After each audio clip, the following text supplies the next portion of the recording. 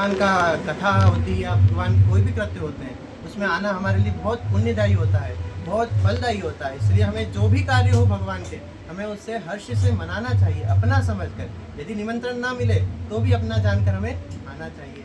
इसलिए हमें भगवान के कार्य सदैव आना चाहिए। और मैं आपको बोलता हूँ, आप कभी भी कहीं से भी आप यदि भगवान की कथा सुन रहे हैं, भगवान के यदि कोई लीला का श्रवण कर रहे हैं या भगवान के कोई भी ऐसे कार्यक्रम हो, तो आप बिना निमंत्रण के पधारिए। इसलिए मैं आप सबको ये निमंत्रित करता हूँ, यही समझिए, मेरे कहने के माध्यम से समझिए। मैं आपको निमंत्रित करता हूँ, वहाँ यहाँ पधारिए और हमारे कार्यक्रम में मिलकर सहयोग दीजिए। आप सहयोग तन मन से और धन से, जरूरी नहीं कि आप धन से करें, तन और मन से भी कर सकते। जय श्री राम। ये सब तो बोल गए। जी गुरुदेव। आप लड्डू गोपाल जी के प्राकट्य का कुछ इस तरह का कुछ बताओ। जी गुरुदेव, ये जो आयोजन है किस प्रकार से होता है, इसका क्या उद्देश्य होता है? जी।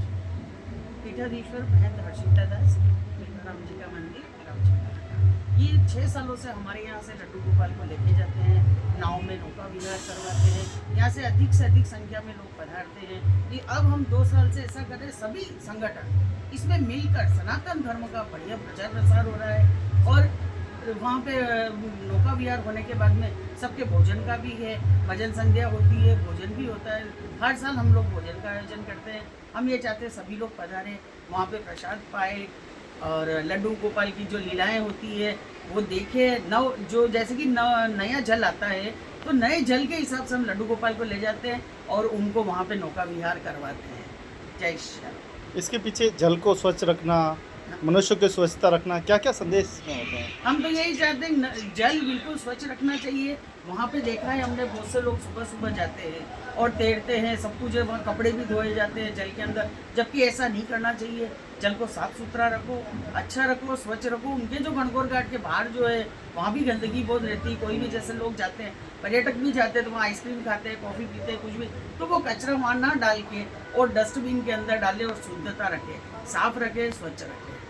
हमारा जो जल है वो गंगा नदी में जाके मिलता है, तो हम बड़े सौभाग्यशाली यहाँ से स्वच्छ जल बेच रहे हैं, लेकिन गंदे नाले आज भी बाधा बने हुए हैं।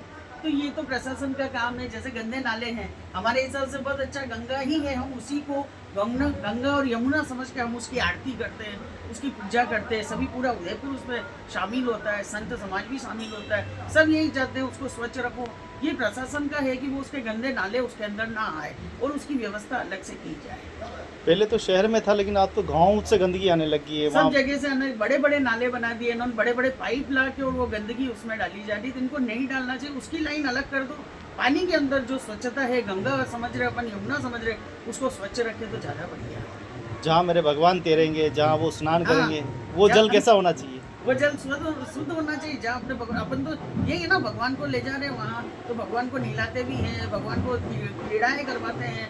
तो हम ये चाहते हो शुद्ध हो, स्वच्छ हो जल, ऐसे गंदगी से जल हो तो बढ़िया नहीं। और यही जल हम पीने के काम ले रहे हैं, तो ऐसा होना नहीं चाहिए। स्वच्छता अपन स्वयं रखेंगे तो सभी रखेंगे। इतने वर्षों बाद भी कृष्ण भक्ति सभी में उमड़ के, कृष्ण भक्ति, राम भक्ति सब में होना चाहिए। और अभी उमड़ के, अभी तो ज़्यादा सनातन धर्म, ज़्यादा लोग जागरूक हो गए हैं और बहुत प्रचार प्रसार करें। आज देखिए हमारे कितनी अच्छी भीड़ है, बहुत लोग आए हैं। और हम चाहते हैं आगामी सप्तम दिवस का होगा तो उसमें और ज़्यादा लोग आए। 7 साल हो जाएंगे हमारे उसको नौका विहार को। हम चाहते हैं अधिक से अधिक संख्या पूरा उदयपुर उमड़ के आए, ऐसा होना चाहिए। जय श्री राम।